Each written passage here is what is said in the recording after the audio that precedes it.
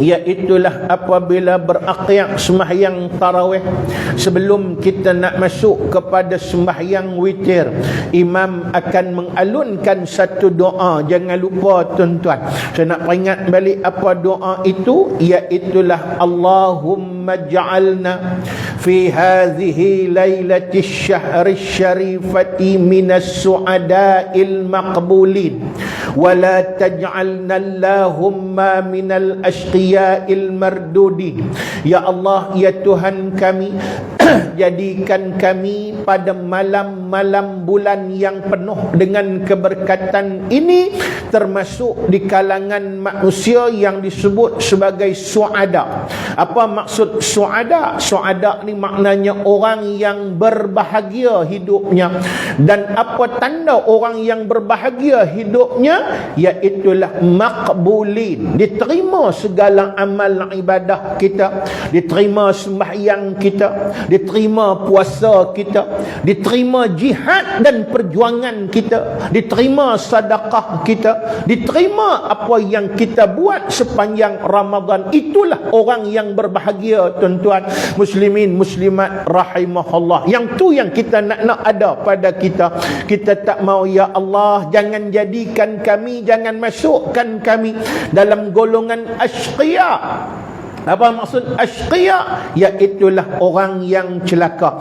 Apa ciri orang yang celaka? Mardudin, segala, iaitulah amal ibadat, perjuangannya, ibadatnya, taatnya, sembahyangnya, puasanya, sedekahnya, mardudin, ditolak oleh Allah Subhanahu wa taala. Insya-Allah, dan kita nampak bunga-bunga Tuhan terima tu ada pada kita, di mana dijadikan kita sebagai orang yang istiqamah. Macam hari ini kita masih istiqamah dengan perjuangan, kita masih istiqamah dengan ibadat, kita masih istiqamah dengan taat pada Allah Subhanahu wa taala. Dan istiqamah ini merupakan asas utama untuk mendapat karamah, iaitulah kemuliaan daripada Allah. Sebab itu ulama-ulama tasawuf dia sebut, kun talabul istiqamah walam takun talabul karamah. Jadikan diri kamu mencari sesuatu yang disebut dengan istiqamah. Jangan jadi orang yang mencari karamah. Sebab orang yang cari karamah kadang dia tak dapat karamah. Tapi bila kita cari istiqamah, kita akan dapat karamah daripada Allah Subhanahu wa taala. Ni tambah-tambah pejuang-pejuang Islam lagu kita ni, tuan-tuan muslimin muslimat rahimahullah. Bila kita sebut istiqamah, ia merupakan satu perkara yang cukup penting. Kerana dengan istiqamah tadi, dia akan menjadikan kita tetap berada di atas jalan perjuangan, di atas muka bumi Allah, dan kita akan mendapat pelbagai mihnah, tribulasi, cabaran dan pelbagai ujian daripada Allah Subhanahu wa taala, dan akan banyak melanda kita dengan pelbagai penyakit-penyakit yang timbul. Yang semua ni kalau dia tak jaga sungguh-sungguh, iaitulah tang istiqamah tadi, dia akan menjadi orang yang disebut sebagai mutasaqitun anit tariq, orang yang gugur daripada perjuangan. Dan bila gugur pada perjuangan, dia tak kira siapa. Ada orang sebut kat saya, dia kata orang yang nak gugur dalam perjuangan ni ustaz, selalunya jundi. Jundi ni apa dia? Kalau bahasa perjuangan kira askar lah, ataupun kalau kita kata bahasa jamaah kita, maknanya ahli biasa lah. Selalunya yang akan, iaitulah gugur. Selalunya mereka sebut macam tu. Sebab apa? Ahli biasa dia akan mudah gugur. Pasal apa? Pasal banyak sangat, iaitulah orang panggil apa, cabaran, mihnah dan tribulasi, dia tak boleh tahan. Jangan kata macam tu, tuan-tuan. Pasal apa? Pasal nak gugur daripada perjuangan perjuangan, dia tak kira siapa. Dia tak kira maknanya hang jondi ka, hang qiyadi ka, hang ahli biasa ka, hang pimpinan sekalipun, kalau sekiranya tak ada sifat istiqamah pada dia, dia akan mudah gugur daripada perjuangan. Kalau dia tak berhati-hati dengan pelbagai penyakit yang disebut oleh Said Habib Noh di dalam kitabnya Al-Afat ila Tariq, yang diterjemahkan dengan makna wabak sepanjang jalan. Beberapa penyakit-penyakit utama ini akan melanda kepada mereka yang orang panggil apa, bertekad untuk berjuang di jalan Allah Subhanahu wa ta'ala. Dalam tu kalau nak hurai banyak tuan-tuan penyakit yang disebut, antaranya futur. Futur ni maknanya iaitulah orang yang semangat. Kata ada sebab musabab 2-3 benda, maka dia temot. Dia jadi bahasa kita kata dia sentot daripada perjuangan. Akhirnya iaitulah dia tertinggal daripada perjuangan di atas muka bumi Allah Subhanahu wa ta'ala. Selalunya futur ni dia kena kat siapa? Dia kena kat orang yang betul-betul semangat sungguh-sungguh tu tuan-tuan.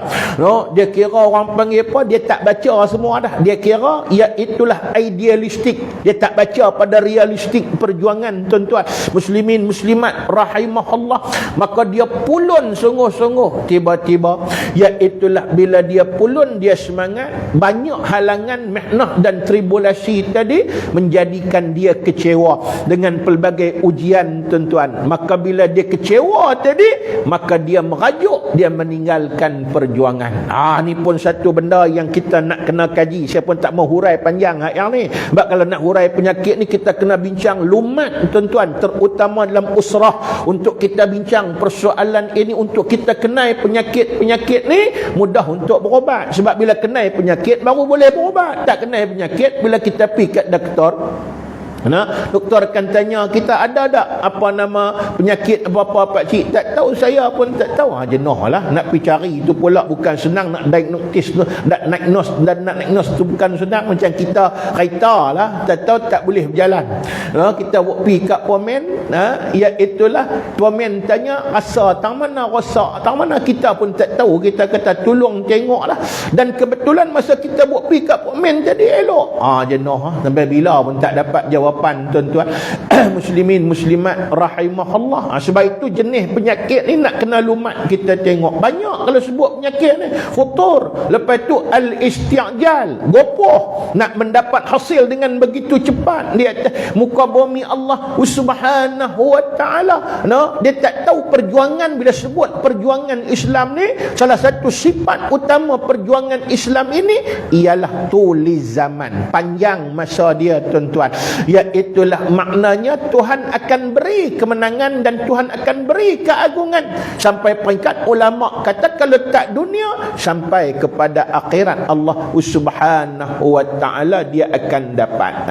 Pasal itu itulah ubat kepada semua benda ni, itulah istiqamah. Jadi manfaatkan Ramadan ini untuk kita belajar tentang persoalan istiqamah. Sebab itu Tuhan jadikan banyak peristiwa perjuangan yang ada kaitan dengan bulan Ramadan, bulan ujian, bulan tarbiyah, untuk membangkitkan kekuatan kepada umat manusia di atas muka bumi Allah. Dan kalau kita tengok di zaman Nabi sallallahu alaihi wasallam, ada 3 peperangan utama yang dikaitkan dengan bulan Ramadan. Iaitulah bukan kait dengan Ramadan saja, dikait dengan bulan Syawal dan dikait dengan bulan Zulqa'dah. Satu peperangan pertama dan yang paling utama yang memang kita duk ingat setiap masa, yang ni memang diwar-warkan selalu kepada kita, iaitulah 17 Ramadan tahun 2 Hijrah berlakunya satu peperangan peperangan yang disebut dengan peperangan Badar, di mana peperangan Badar Al-Kubra ini peperangan yang begitu manis di dalam Islam. Pasal apa tuan-tuan? Sebab umat Islam hanya berjumlah 313 orang dapat mengalahkan tentera musuh yang berjumlah 1000 orang lebih. Dengan lemahnya persenjataan umat Islam, tentera berkuda hanya 2 orang saja tuan-tuan. Muslimin muslimat rahimahullah. Yang lain menunggang unta. Tapi iaitulah hasilnya 70 orang tentera musuh terbunuh, 70 orang tentera musuh tertawan tuan-tuan, termasuk yang paling syok sekali panglima kepala masam Quraisy yang paling hebat, Abu Jahal. Iaitulah lagi Umayyah bin Khalaf yang menyiksa banyak sahabat, yang menyebabkan iaitulah bahawa sesungguhnya Bilal bin Abi Rabah cedera banyak, disiksa oleh dia. Begitu juga dia juga yang membunuh Sumayyah ibu kepada Ammar bin Yasir. Dia juga yang menyiksa iaitulah Yasir, iaitulah sehingga Yasir ni lumpuh. Begitu juga dia juga menyiksa Ammar bin Yasir tuan-tuan. Umayyah bin Khalaf terbunuh dalam medan peperangan Badar. Saya tak mau kupas banyak Badar ni, pasal tuan-tuan dah dengar banyak dah. Mungkin pentazkirah sebelum saya pun dah hurai dah tuan-tuan muslimin muslimat rahimahullah. Lepas tu bila umat Islam mendapat kemenangan, Allah Ta'ala nak bagi tarbiyah lagi pada umat Islam di atas muka bumi Allah, supaya perjuangan ni dia tak boleh ralik, dia tak boleh orang panggil apa, berada dalam suasana iaitulah bila dah menang saja okey kita pun duduklah saja, kita pun orang panggil apa, honeymoon, seronok pasal mendapat kemenangan daripada Allah. Di mana ujian ini akan datang bertimpa-timpa kepada kita tuan-tuan. Pasal itu Tuhan takdirkan pula berlakunya peperangan Uhud, peperangan yang cukup hebat, yang mana peperangan ini berlaku pada bulan Syawal, setahun selepas daripada pertempuran Badar. Pertempuran Badar berlaku pada tahun 2 Hijrah, manakala peperangan Uhud berlaku pada tahun 3 Hijrah. Dan dalam dua-dua peperangan ini memang strategi cantik diatur oleh Nabi sallallahu alaihi wasallam. Contoh dalam peperangan Badar, strategi Nabi sallallahu alaihi wasallam ialah bila sampai di tempat tu bagi sampai dulu, jangan bagi musuh sampai dulu. No, bila sampai dulu, strategi Nabi ialah kuasai telaga-telaga yang wujud di kawasan Badar tadi ni tuan-tuan. Maknanya bila kuasai sumber air artinya musuh tak boleh mengakses kawasan air tadi. Ini satu kemenangan kepada pihak Islam. Itu strategi Nabi SAW. Cantik. Nah abang apa? Bila berjuang ni, kita tak boleh terus buta lagu tu saja berjuang. Dia kena ada strategi dia, dia kena ada kaedah dia, dia kena ada cara dia tuan-tuan muslimin muslimat rahimahullah. Dan yang nak mengatur strategi ni ialah qiyadi, pimpinan. Manakala jundi, iaitulah orang bawah ini, dia taat kepada pimpinan, ikut strategi yang diatur, itu akan menyebabkan kemenangan di atas muka bumi Allah. Sebab itu pada peperangan Uhud Nabi atur strategi lagu mana tuan-tuan? Iaitulah Nabi ambil tempat yang paling strategik, Bukit Uhud, ditempatkan 50 orang pemanah, dan Nabi bagi arahan kepada mereka, nampak musuh ya, hampa duduk di atas bukit ni, hampa kira panah tak usah kira. Dan kalau jadi apa-apa pun, kalau kata nampak musuh lari ke apa, jangan lari. Itu kaedahnya. Peperangan Uhud ni tuan-tuan Nabi atur elok dah. Tapi itu dia lah. Itu pengajaran dan tarbiyah pada kita ni tuan-tuan. Bila jundi dia tak mengikut arahan dan juga strategi yang diatur oleh qiyadi, apa jadi tuan-tuan? Akhirnya peperangan Uhud ni nak sebut kata siapa menang siapa kalah pun tak boleh. Nak kata orang Islam menang pun tak boleh. Nak kata orang kafir menang pun tak boleh. Kerana dua-dua pihak pihak mendapat kecelakaan yang besar dalam peperangan tadi. Nabi pun sampai peringkat luka pipi, kemudian patah gigi, kemudian iaitulah cedera yang ni tuan-tuan muslimin muslimat rahimahullah. Dan disebut oleh ulama sejarah tak ada siapa menang dalam peperangan ni. Pasal apa? Pasal walaupun iaitulah mendapat pukulan banyak di pihak Islam, hak puak kafir pun dapat pukulan banyak, mereka pun mati terbunuh banyak, dan mereka iaitulah cita-cita mereka nak membunuh Nabi, mereka tidak dapat membunuh Nabi sallallahu alaihi wasallam. Lalu mereka berdendam. Dalam pertempuran Badar mereka kalah, dan kemudian Uhud tak ada siapa menang, tak ada siapa kalah.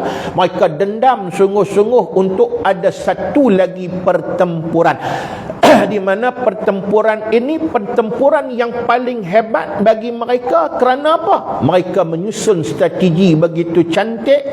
Mereka menggerakkan hubungan kerjasama dengan pelbagai puak Quraisy ni yang di Mekah ni. Dia gabung pelbagai puak di tanah Arab tadi, Ghatafan, puak apa nama, iaitulah banyaklah puak, ada lebih kurang 28 puak besar-besar yang wujud di tanah Arab ni. Mereka himpunkan semua, susun strategi. Lepas tu mereka susun strategi pula buat kerjasama dengan Bani Quraidah, puak Yahudi yang berada di Madinah, tuan-tuan muslimin muslimat rahimahullah, dibantu oleh geng munafik, geng Abdullah bin Ubay bin Salul. Dibentuk satu pasukan yang begitu hebat, iaitulah dinamakan pasukan Ahzab.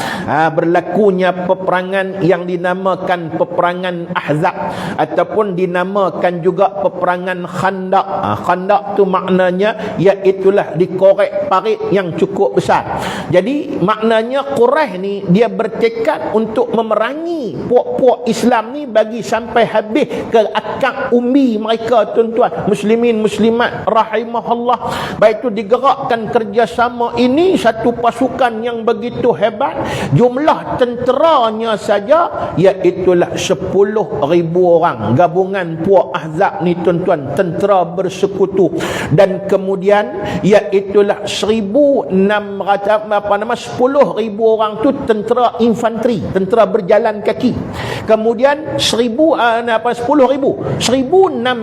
orang iaitulah tentera yang menunggang unta. 600 tentera berkuda. Begitu lengkap sempurnanya tentera Ahzab ini.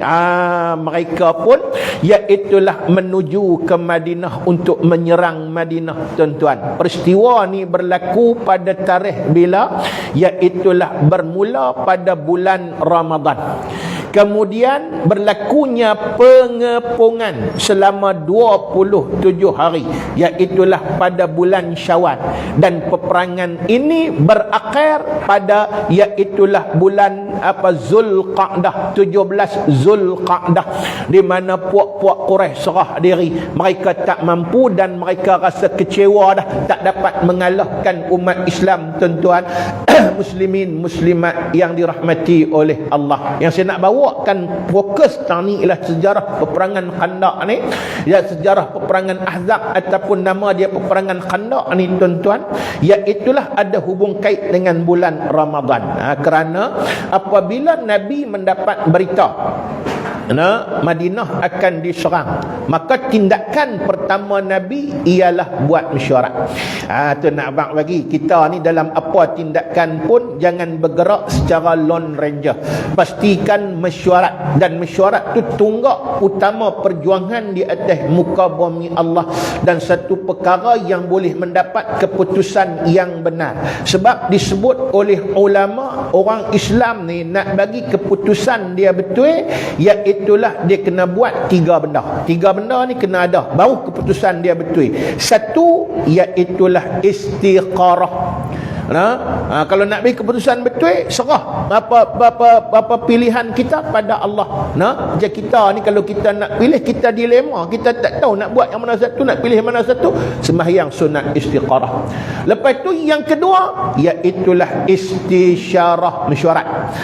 Yang ni jangan lupa, mesyuarat ni keputusan dia tepat. Dan yang ketiga dia panggil firasatul mukmin, firasat orang-orang yang beriman di atas muka bumi Allah Subhanahu wa taala. Maka Nabi mesyuarat. Dalam mesyuarat tadi dia pun ambil tindakan, iaitulah keputusan mesyuarat utama ialah jangan keluar dah, duduk di Madinah, bertahan. Mereka nak serang-serang. Pasal apa? Ada belajar daripada Uhud dulu. Kan Uhud tadi pun, dalam peperangan Uhud tu Nabi dah ambil tindakan. Tapi bila mesyuarat, ramai orang pilih nak perang di luar. Jadi, iaitulah Nabi berat untuk perang dalam. Tak apalah. Itu dah berlaku dah. Maka di sini, mereka ambil tindakan untuk kita pertahan di Madinah. Pasal apa? Banyak kelebihan. Kelebihan dia tang mana? Maknanya anak bini ada di sini. Tentulah dia berjuang sungguh-sungguh tuan-tuan demi kepentingan agama pula. Lepas tu maknanya iaitulah ambil tindakan untuk orang panggil apa? Nak bagi minima kerosakan. Ada tak siapa boleh bagi cadangan kita nak perang ni? Kita tahu bangkit seorang sahabat nama dia Salman Al-Farisi. Dia bukan orang Arab, dia orang Parsi. Dia bagi satu cadangan, satu inovasi baru perang. Orang Arab tak pernah kenal perang ni tuan-tuan. Perang ni lagu mana? Korek parit. Biar musuh tak boleh nak main. Kalau puak Parsi biasa dah. Orang Arab jarang. Orang Arab ni kebanyakan perang bersemuka. Yang tu kaedahnya. Jadi kalau nak kira Salman Al-Farisi orang baru. Satu. Lepas tu dia bawa pula iaitulah teknologi baru. Dia cerita tu.